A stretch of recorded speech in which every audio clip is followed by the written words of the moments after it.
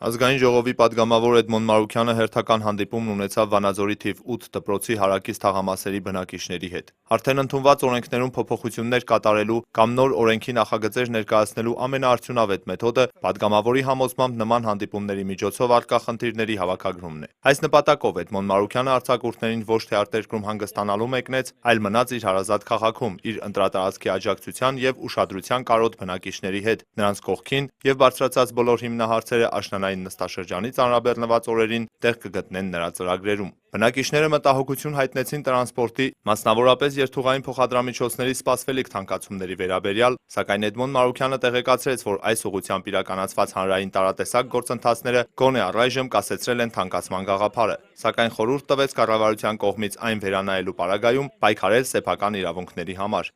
Վերջի ինֆորմացիան նա է, որ ոնցկապես մնալու է։ Երբ որ ժամանակը գա կուզենան բարձրացնել, բոլորով միահամուռ կպահանջենք դրա հիմնավորումները,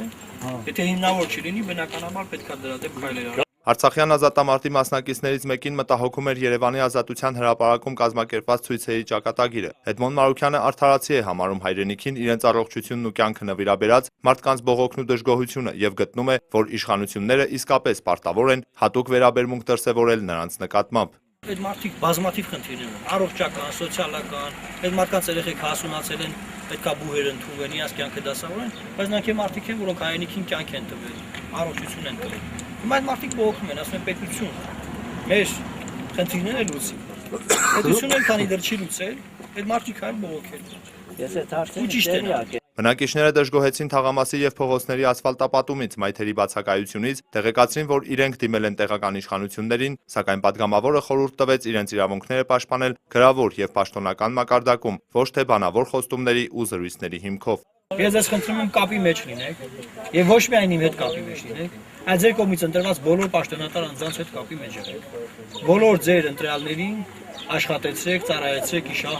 ձեզ, որովհետեւ ձեր ներկայացուցիչները Եթե չաշխատացնեք չեն աշխատի։ Հրայր Հակոբյան, Կամո Ծատուրյան, Լոռի հեռուստաընկերություն։